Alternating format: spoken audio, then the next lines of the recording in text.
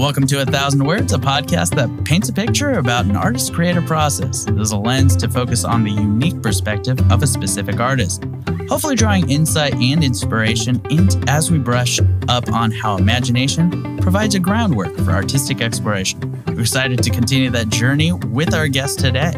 Angie Thieszen hails from Defiance, Ohio, but now lives in Millersburg, Indiana.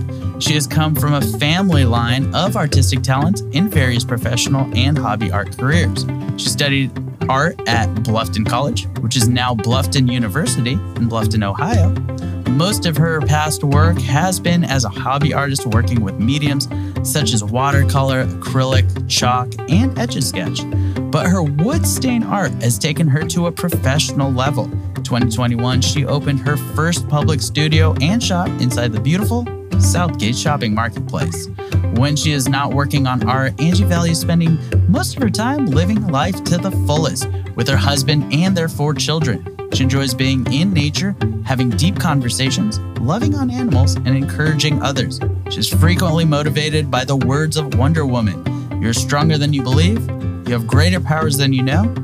The most valuable part of her life comes from knowing that Jesus Christ is the source of that strength and power in her life. Thank you so much for being with us today, Angie. Yeah, thanks for having me. Yeah, absolutely. So can you describe the piece you brought in with you?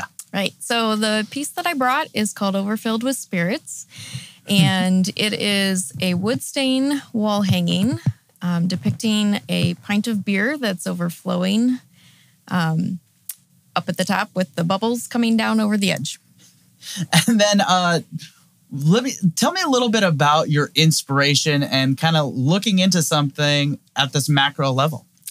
Right. So my tagline for the business is bringing details to life. And that's exactly what I love doing. I love taking lots of larger items and causing people to slow down and focus on the details that are involved there. There's so much beauty in the details. And when we're just going, we miss them all. So this specific one, when you're out having fun with friends and drinking, you just don't notice necessarily the intricate bubbles and designs that those reflections can have in the glass that you're drinking from. So I just love pulling in those details, and it's also a great challenge for me as an artist to work with Q-tips and cloths on my fingertips and really hone down in on each and every tiny little bubble that you're seeing. As an artist, you are using your techniques. You are dealing with the details. Mm-hmm. Why is it so important to be able to reflect that so that, society does kind of slow down and take their time? Well, it's important because there's so much that we miss when we're really fast-paced. A lot of cultures have a slower pace than what the U.S. does, but I just enjoy what God has given us, what is surrounding us, whether it's beer or animals or beauty, nature, flowers, whatever that detail is. It's just important to appreciate that. Yeah. And then what is so how would you, could you describe a little bit of your technique? Because it is pretty unique. Yeah. So I work with wood stain. It's been kind of a process of going through different species of woods to figure out which one works the best. I've come down on poplar being a great wood. It works well with the stain, but it also gives a great contrast. I used to use solid poplar until my larger pieces started warping and cracking. Oh. So now it's poplar veneered MDF board. So it gives that stability so everyone can relax that their piece of art is going to last. And then, I just use your normal Minwax black wood stain. And I go into the wood with, first I draw it. I use pictures for reference, but I hand draw everything freehand onto the wood. And then I use the stain with Q-tips and cloths on my fingertips to paint them. And then you're using kind of an organic canvas, being wood. How did you kind of come across poplar? What experimentation? How did you kind of discover your process? There was a blogger out in Iowa who actually had done a big flower on a tabletop and posted a video of that on Facebook. And I seen the video and thought it's like all of my history, my background, all of my artistic stuff all coming together. So the big joke is that my husband watched our garage fill with furniture before I had ever even tried it. So he finally said, okay, no more until you give it a shot and see if you do it good. And then, I started with my first piece and just fell in love with it. So I started with that furniture and then started to go around to art shows and found that furniture is really hard to haul everywhere. So from there, then went to pine, tried to find things. At that point, it's kind of one of those starving artist moments. You don't have a whole lot of money to spend, so you go with what's cheap. And started with pine for wall hangings, and then learned that the pine, when you clear coat it to protect it, goes really yellow. And I just didn't like the look of that. So since then, I've just experimented with lots of different kinds and came up with poplar. Why is it so important not only to have like an artistic vision when you're making something, but have the right materials? Oh, yeah, it's huge. When I started out, I didn't use Q-tips. I just used my fingertips. And it limits your ability with stain. You can't get teeny detailed lines. So as I experimented with those materials and found things that could get it in there smaller and smaller and smaller, then the work just becomes that much better. Yeah, so it is a huge part talent and learned talent over the years. And then, experimenting and working with each of those materials to find out what works best.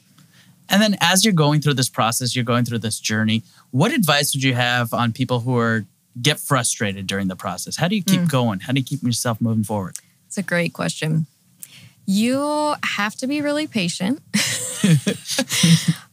Really patient and confident, I think, in what you are good at. There's so much comparison in the world, and even in the art world, it's, that person does such a great job with that. I wish I could do that. Or you try it and you fail miserably and you go, oh, shoot, that's not for me.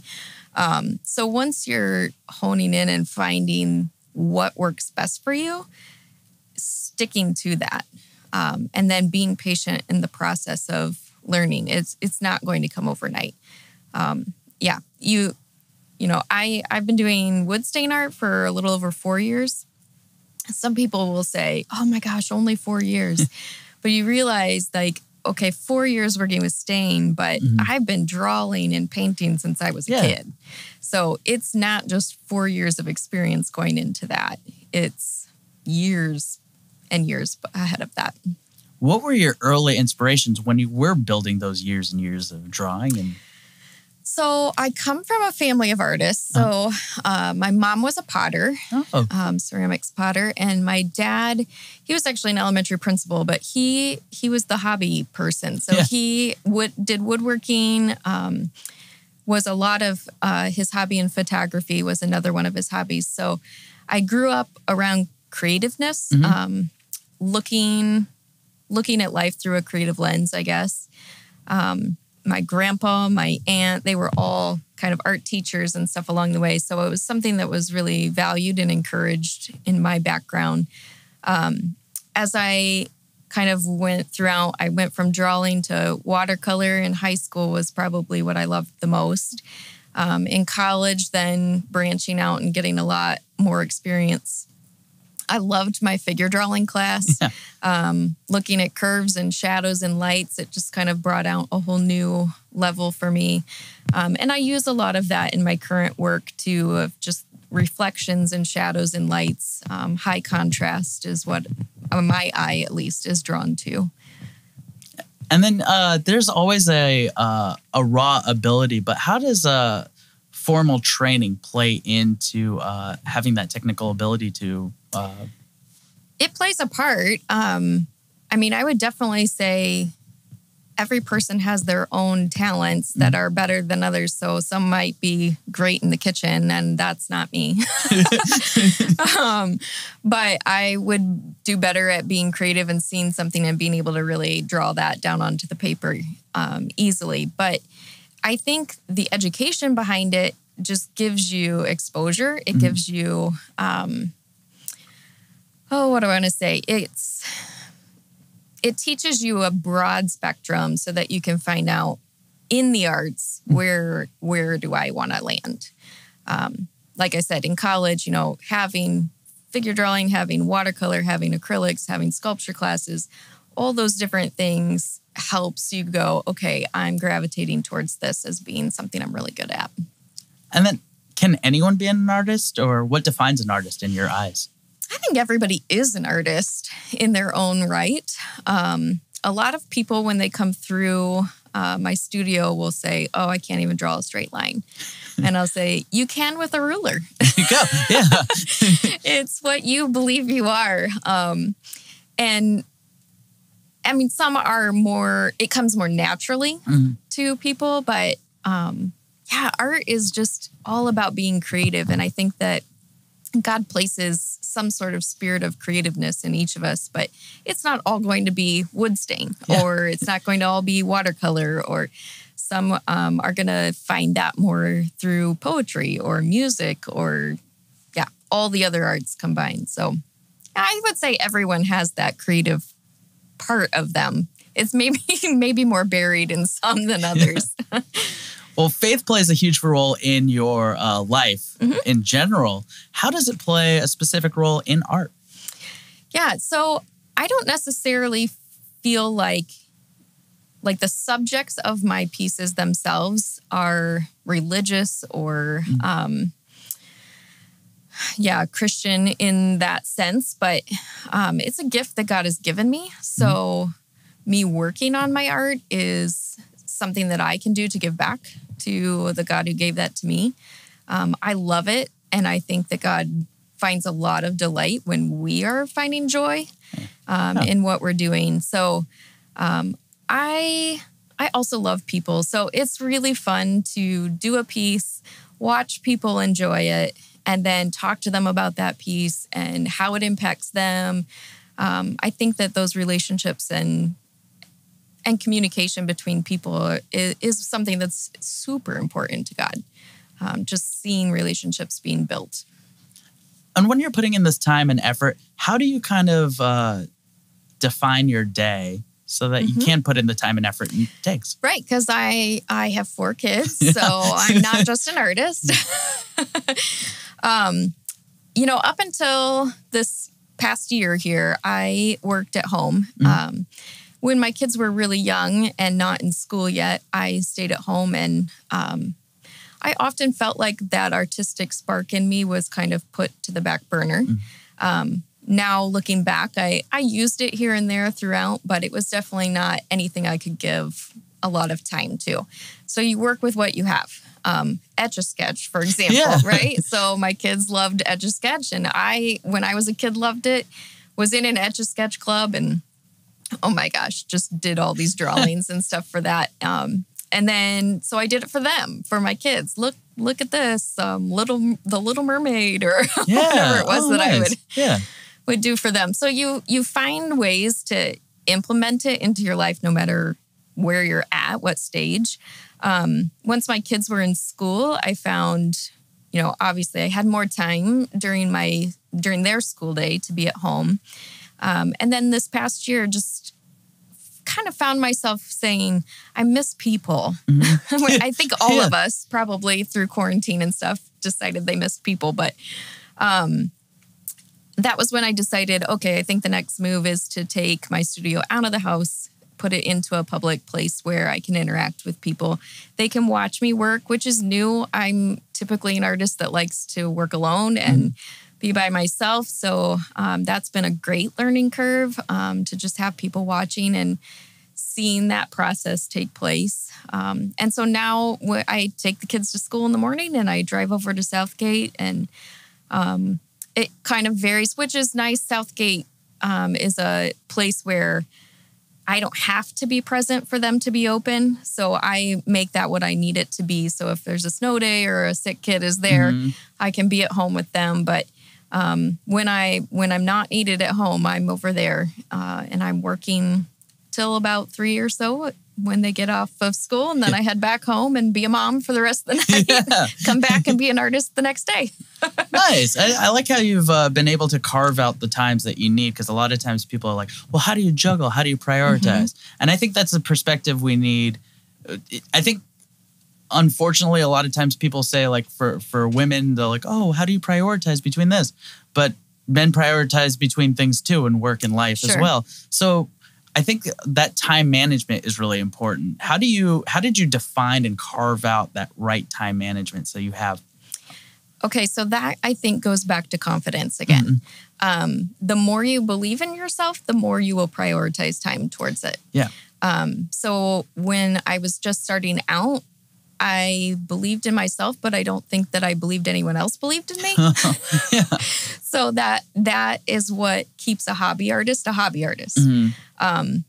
When I really started putting more time and effort into it and seeing how my work progressed in the ability that I had to work with, especially with the stain, my confidence just builds upon itself. And then I realized, I not in a prideful way, but in a humble and appreciative way, I am good at this.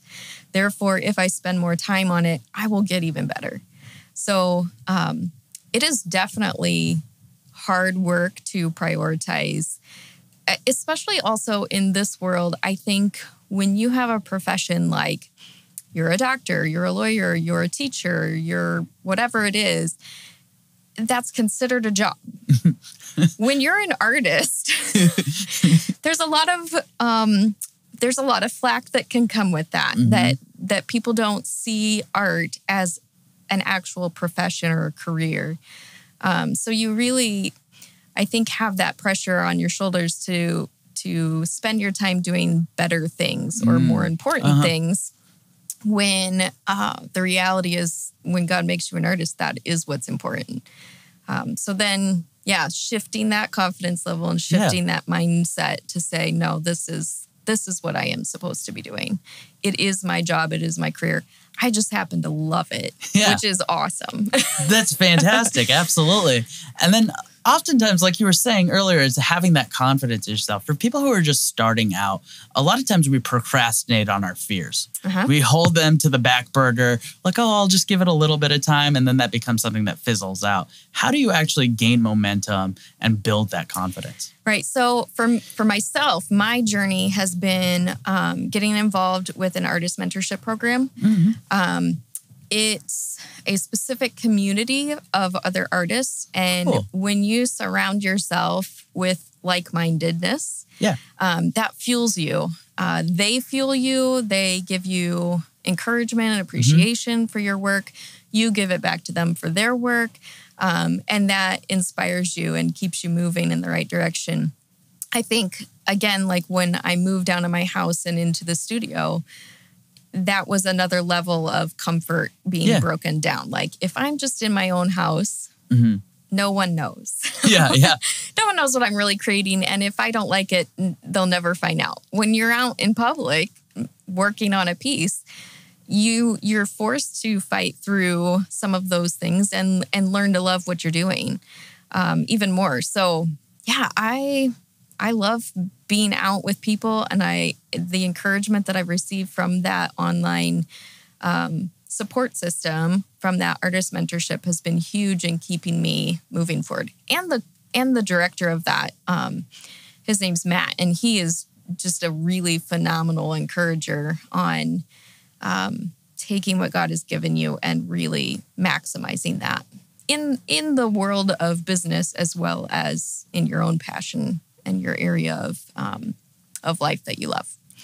And then when you are working with these groups, you're working with like-minded people, or if you're just working around artists, how do you provide feedback which is positive without being toxic positivity, or critical without being discouraging? Yeah. So if I think back, Oh, creative people love emotion.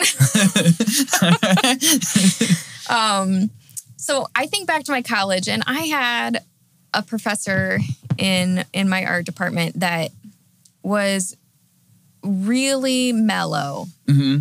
And he would come up to my work and he would go like, "Oh, I think that what you did here is very nice."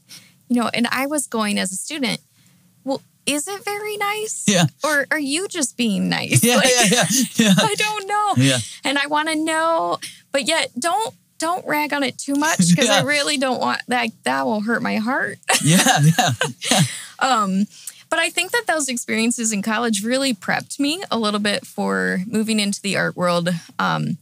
There are definitely some very opinionated people out there, and they will tell you what they think of your stuff.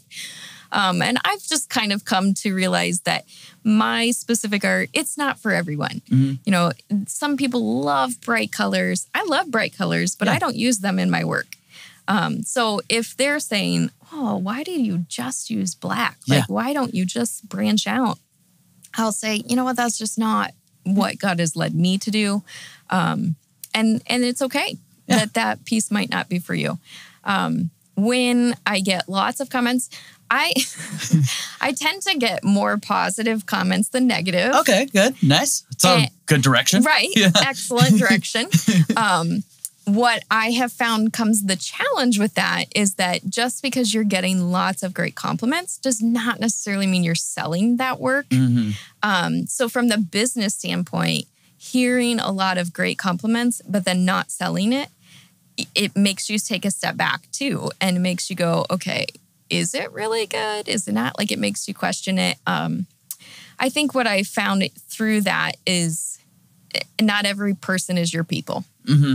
So you have to just keep plugging away until you find the right connection of this person appreciates it, has the money to pay for it, wants it. And for everyone else who isn't at that spot, what's awesome is being able to say, just having that person see my work and being in all of it or being confounded by it, whatever it is, that's part of what fuels me too. Like, it's just fun to see people's faces when they realize what it is. It's interesting to have that curiosity of the moment where you're trying to find your people, but being in the art fair world, you could go to the same art show every year. Yes. Some years sell out in the first day. Some years be like, something hasn't happened. Have you ever kind of figured out what the key to success is, or is it always random? Absolutely not. I have not figured that out. It really is random. Even in some of the online courses that I've taken about fine art shows, like how to prep for them, how to sell your work the best. I mean, even in those kinds of settings, they're saying, "Oh, it totally is random." Yeah. I mean, you said, one year you do great, the next year you don't. It can be one day you do great, and the next day you go, "Is there no more people to come to this art show?" Weather. I mean, most fine art shows are outdoors, so even weather plays a huge part. I had an indoor show here in South Bend, and the first day, not many people were there because it was the first nice day. Yeah, absolutely, yeah.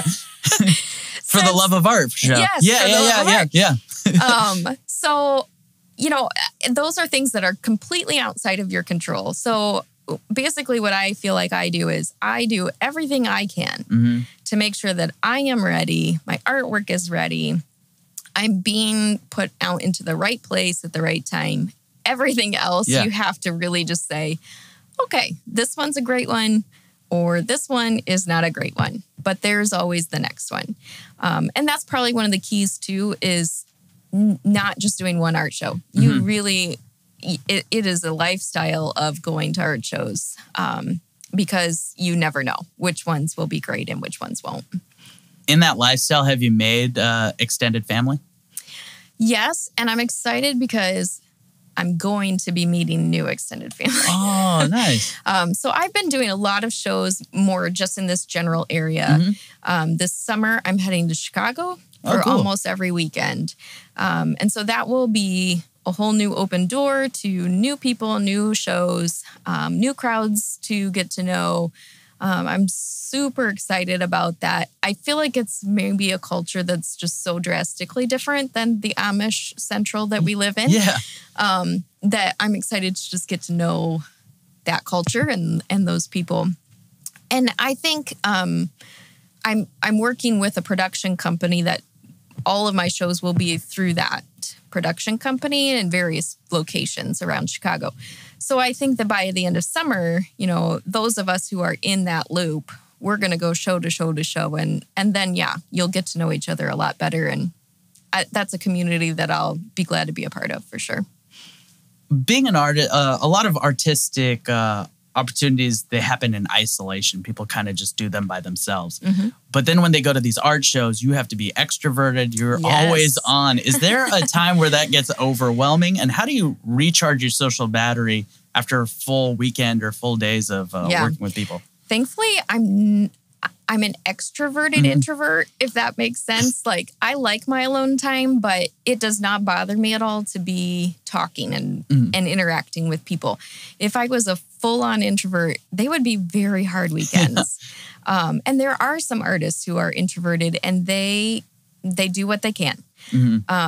I would say, you know, a typical show is maybe 10 to 5. And at 5, you head back to your hotel and you crash for the rest of the night. You know, I always go into it thinking, I'm going to bring a book to read, or I'm going to bring this project to work on. And I don't. I end up on a bed, vegging out to some TV and then falling asleep. I think during the week is when you really have to kind of pick yourself back up and gear up for another weekend. But yeah, it's not a place for everyone. Yeah. And some artists don't do shows. They would do galleries or online sales just because of that fact that that would drain them completely. I'm more in the middle, so I don't mind it, but I definitely need my breaks. Yeah. And then as you're building these pieces, what do you consider the role of an artist in society? Oh, I think that they encourage society, bring joy to society, or even just bring deeper reflection. You know, not every piece brings out joy. Some bring out sadness or anger even, but they're emotions that I think we tend to stuff. And I think artists have a way of hitting you in the face with those emotions through their work. And that's good because it forces you to really think through, how do I feel about this? Does it make me happy? Does it make me sad? And it just helps you kind of process life, I think, a little bit better. How do you, what is that? So how would you share your vulnerabilities through your work while still being able to maintain that, that shell that you need for being able to receive criticism without breaking down completely?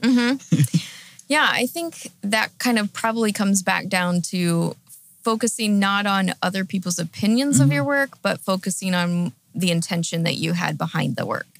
If you stay focused on, you know, for me, this is what God has given me this gift for. I see something, even in this beer, you know, I see something that is beautiful. If I stay focused on that, and I take the time to make the best quality piece of art that I can, then if someone else doesn't like it, that doesn't rub off on me nearly as much because I'm proud of the work that I have put out there. If you're focused more on, I think this work is good, but let's see what others say about it, you will be crushed. Yeah. You just will, because not everybody is going to like that. So yeah, staying focused on your intention, your connection with the piece is probably the key to staying, with a shell. Yeah. And how do you, when you're so focused on details in the regular world, or where people will just run past it, What does that mean as far as an artist? Why do you notice that artists focus on details? It's hard to explain. I think that my eye is just drawn to it more so. If I'm looking around the world, I'm looking at shapes and colors and movements, where other people are looking at the people walking by and going, oh, that person's wearing a shirt that is different than mine. Or, they're not. And I would be looking at that shirt going, oh, what an interesting detail design on that shirt. Like, my eye is just more drawn and focused into the little things that oftentimes people just miss. So then what defines an artist in your eyes? That's a great question. I mean, it's definitely a person who can take the surroundings that they're in and find something in it that's worth remembering, worth producing onto a piece of artwork that will hang in someone's house or business, or something that will make people come back to that moment years later, Yeah. And when I think of like singers, songwriters, poems, writers, all of them are kind of somehow taking a moment of time and then creating something around that then allows future generations to look back at and to see it still. If I think of painters or people who have drawn, like, let's say, Sistine Chapel or things like that, I just wouldn't know about that era of life if those artists would not have recorded it somehow. So it's kind of like a history line, but it's through picture instead of through words. What do you think there is that innate response to capture a moment in time? I mean, from cave paintings to, social media, people putting out a meme. Why is that so uniquely human? Well, I'm specifically a very visual learner. Now, that might be the art part of me, but even in school, it's funny. I remember back, like, if I'd be taking a test, I could remember what page that information was on because there was a picture beside it, but I couldn't remember what the information was that I was supposed to know for the test. Like, I just knew there was a picture of it. So I can visualize that, and it helps my memory more so, I guess, than words. So I think it's just helpful in life to be able to see things. There's something about that image that's then burned in our brain. And how does imagery, visual representations traverse cultures, communities? How does it help? Right. You don't need language to necessarily understand a picture or of what you're seeing. You might not understand the complexities of what that is, but it does hop over the lines that language cannot. I could draw a picture of a sun, and the cave person's going to know what that is, just the same as me, or any of those artistic ways of communicating between people who may not understand one another. That can bring a lot of healing and communication and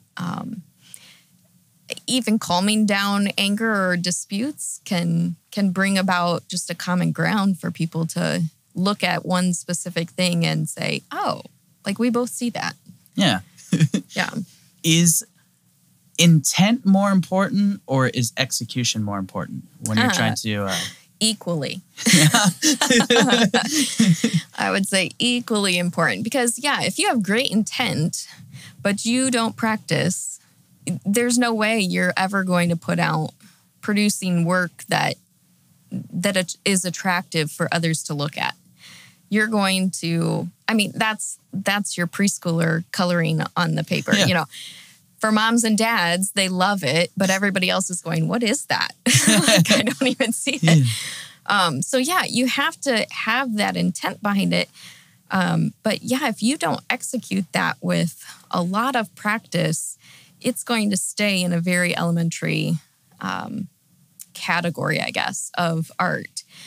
Vice versa, though, if you have great skill and you have no passion or no emotion behind it, you're not going to connect with other people because you're just going to draw very boring subjects and they're not going to understand, like, why would I want that in my house or why would I want that in my life? So it's a beautiful balance, I think, of using both of those. And then as you grow in your artistry, you're building in each of those. So you're building in intensity of what you want, what's being pulled out of you to put down on paper or canvas or wood, for my case. But then it's also mastery of how do I actually make this better? How do I use materials or supplies in ways that will continue to draw in people to say, oh, that is beautiful. I want to be a part of that. What are the hard skills and the soft skills necessary in not only producing art, but selling art? Oh, wow. Selling art. That's a whole nother ballgame. Yeah. So that is also, I would say, a big difference between a hobby artist and professional artist.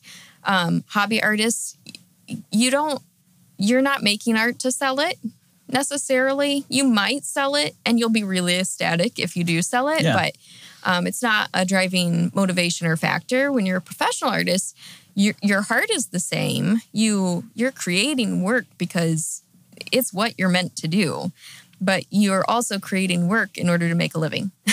So, in order to make that living well, you've got to be business smart. So you have to not only be an artist, but you have to know your market, know how to promote to that market. And all of those things, I would say, maybe for the most part in artists, it's not our strong suit.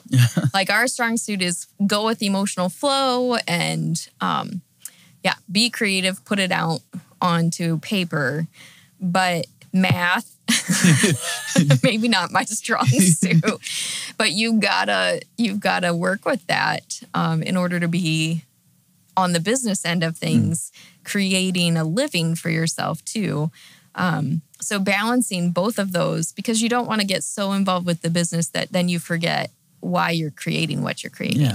I would say in the last 4 years, the business side of my art has been a massive learning curve for me. Again, poor artist doesn't have the ability to hire someone to make their website for them. So you're creating your website. There's a lot of moments in that where you're going, I don't want to be creating a website. Like I want to be doing stain art. Like that's my passion. But at the same time, if you're doing all your stain art and you don't have the website, there's no way for others to see it. So it's a little bit of a balance based on how big do you want to be as a successful artist? If you're fine with selling it to just your family and friends or giving them away as presents to people, absolutely awesome. Stay right there. But if you're not wanting that, you have to balance the business side too to make it work. Has the market ever compromised your vision? No. If anything, it has made it stronger, I would say. It forces you, I think the more professional you become as an artist, the more they encourage you to hone in on what you're good at, like even subject matter. I have a studio full of so many various pieces, from landscapes to animals to wine drinking, flowers. I love doing all of it because they all have different shadow effects and that contrast that I love. But people were so confused. Like, what do you enjoy doing? Like, you have all of these different things. So I think becoming more aware of the business side of things has helped me really narrow down my focus to what is it that I really actually do enjoy.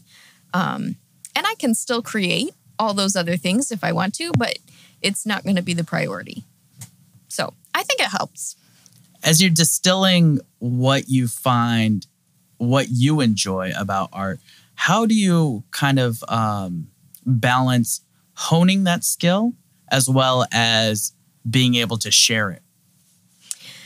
Okay, so that's a good one too. That's also like kind of this crux that I had come to of being a person who likes to create by myself. It's really easy to keep all of your tips and tricks to yourself. Yeah. And there are definitely artists out there who that's their way of thinking. I would say for myself, it is changing. It's changing into more of a, I really enjoy doing this and other people could too. So why would I not share how the process is made so that they can experiment with that themselves?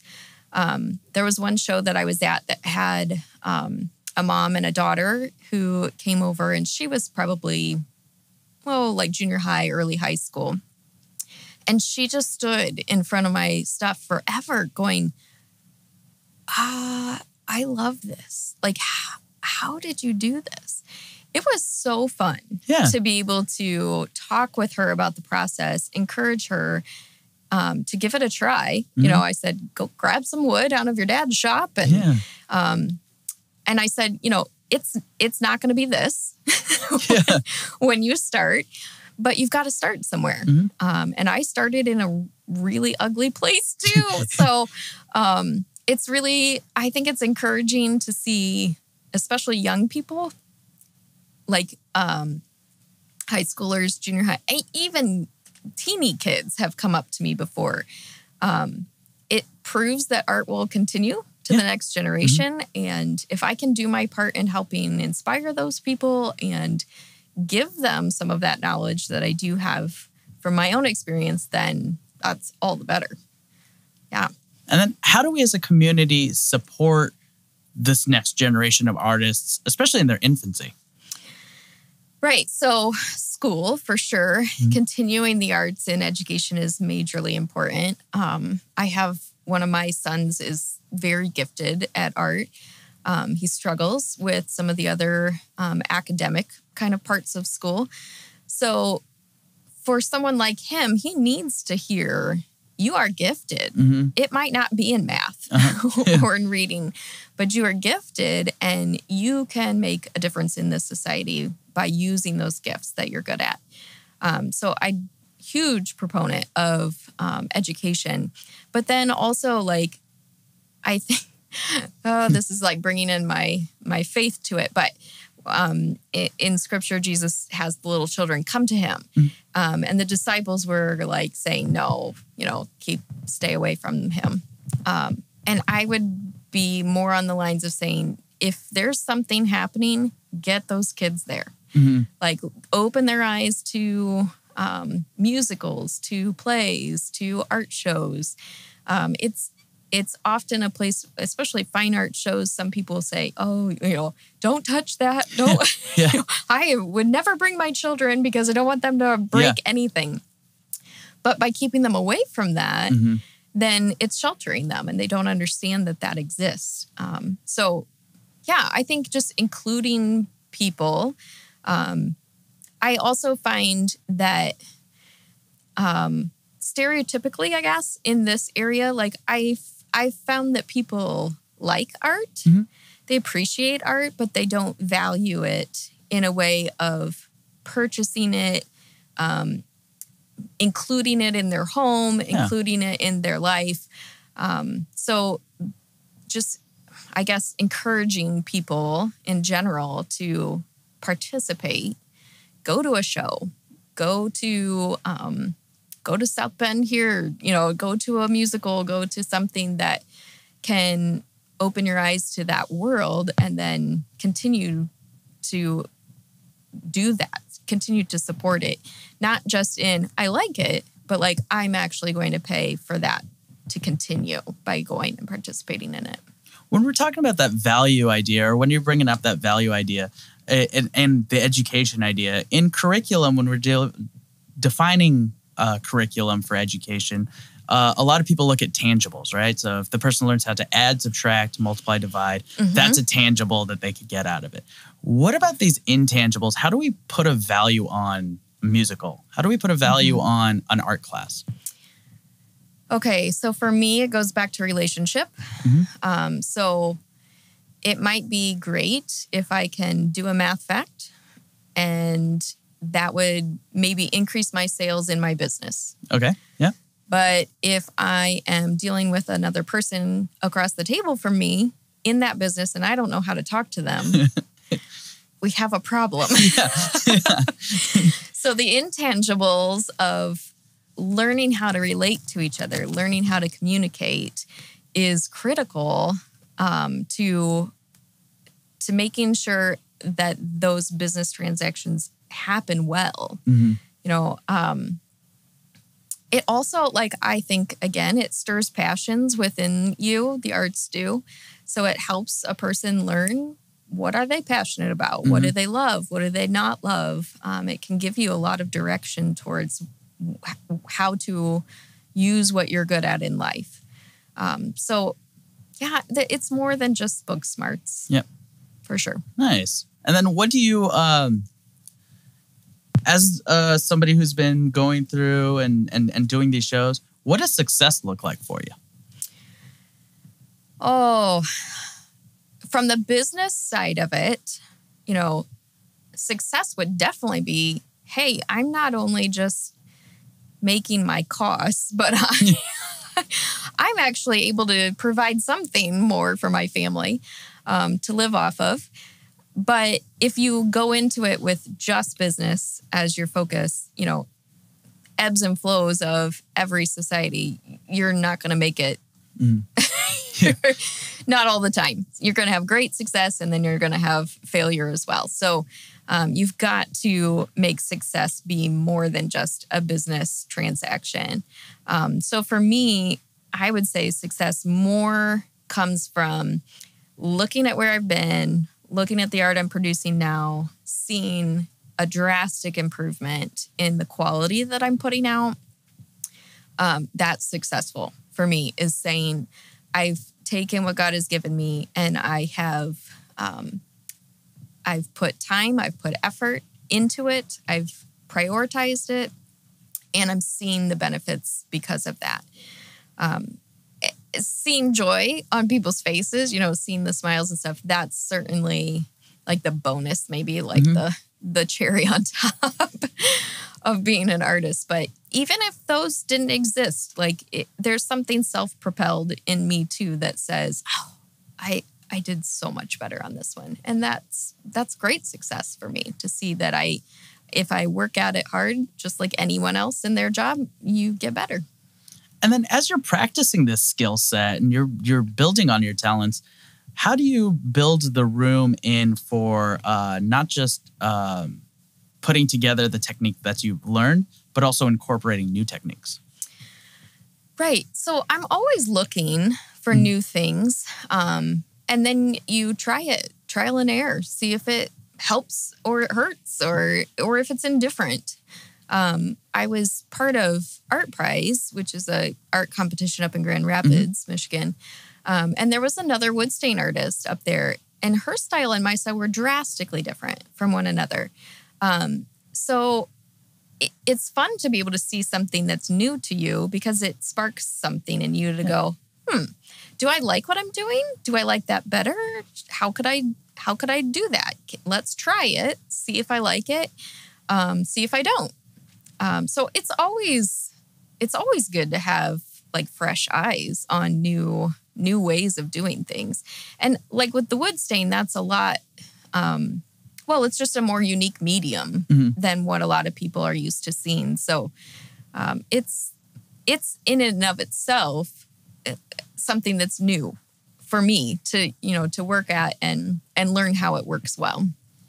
When you have the opportunity to build a space around you, to be inside of just a studio by yourself, there is advantages to that, but there's also disadvantages. What was the transition like to do live art in front of people? Yeah, One of the most awkward parts is like, how do I sit? Oh, really? Like, do I because I want to face those people because I would love to talk Bob with Ross them. style. Right. Yeah. I would love to be Bob Ross, but maybe not without the hair, but at the same time, like as much as I want to connect to them person to person, I also want them to connect to my art. So for them to connect to my art, they don't need to see my face. They need to see the art. So it was hard at the beginning to like turn my easel so that they are facing the back of me, you know, and you go, I don't know what they're saying back there. I don't know what they're doing. Are they rolling their eyes? Are they smiling? I don't know. But it also is this great opportunity for the focus to just go off of you and on to what God has given you to do. And that's been it's been a really good transition for me to see I'm not as important. I'm not as important as what God has for me to use to influence other people. And that's what is special, I think, about an artist's work is it draws and connects to those people in a way that that is something that God always intended. Does the atmosphere or the place that you're in influence your work? Yeah, so Southgate, have you ever been there? I have not. No, It is a gorgeous old building. Not old. It's a new building, but it's completely hand-hewn from Amish men, all wood. It is immaculate. So I love going into work every day. I love the atmosphere of the wood, being surrounded by histories, and kind of the culture of our setting and our area. It draws people in, and it's like a wow factor in and of itself. So, I looked into kind of renting other building space, Goshen, Elkhart, different areas. Couldn't really find anything that drew me in like that. So I love being in Southgate. It definitely influences, my atmosphere and my vibe of how I'm feeling that day. And then do you have particular themes that you work on? I'm going kind of in sections. Okay. So this summer, all of my art shows for the summer will be focused on three things. So flowers, animals, and drinks. Okay. So those are the three for this summer. And then I will allow myself or give myself permission to change that focus or keep it. I don't know. I mean, I've really enjoyed working with all three of those types of categories, but I also have lots of brain activity of other things I would love to experiment with. So it's helpful for me, I think, to say, for this season, it's going to be these three things, and it helps me focus in on those three. And then I can say, all right, what's next? What's the decision process like for you from adapting to sticking to your guns? I think I adapted a lot more at the beginning because I was still focused on what will people like. I think now I'm much more focused on this is how I'm feeling. This is what I'm being drawn to, and working out of that. Neither is wrong. Neither is right. I mean, they're both doable and good, but for me, I think it really comes more down to not focusing on the appreciation of others, but finding satisfaction and appreciation in what I'm doing. What's been the biggest opposing force that you encountered on your creative journey? I would say myself and people. All right. Myself, I think, is as far as like that confidence piece, believing that I am good at what I do and being okay with that is definitely a challenge that anyone faces, I think. But people too, just like I've mentioned before, this area loves art but doesn't buy art. So I think that's one of the struggles as an artist who's trying to make a living from her art is where are those people? Yeah. Finding those people. So that's definitely been an obstacle and a hurdle that you've got to be willing to go outside of where you live to find the right people, which when you've got 4 kids at home isn't the easiest thing to do. But I think in time of becoming more and more passionate about what I'm doing, then it makes those trips to other places worthwhile, because then you say, okay, yeah, I really want to find those people. How do we make that cultural shift locally where people do not just like art, but value art to buy it? That's a great question. I was hoping you would have the answer.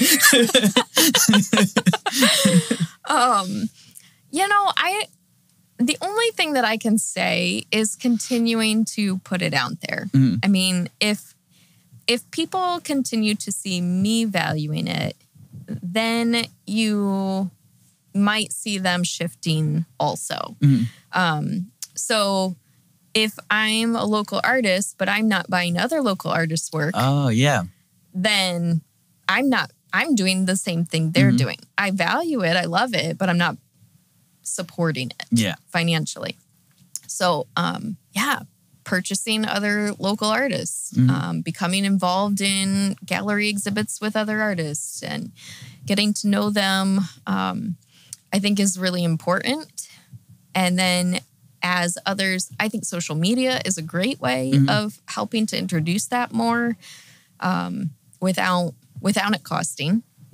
That's been a great place for me to connect with people that don't go to art shows.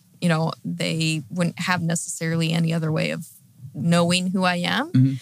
But because I'm on social media, then they can connect with me there. So, using everything that we can use to keep putting it in front of people so that they see it more and then can value it more.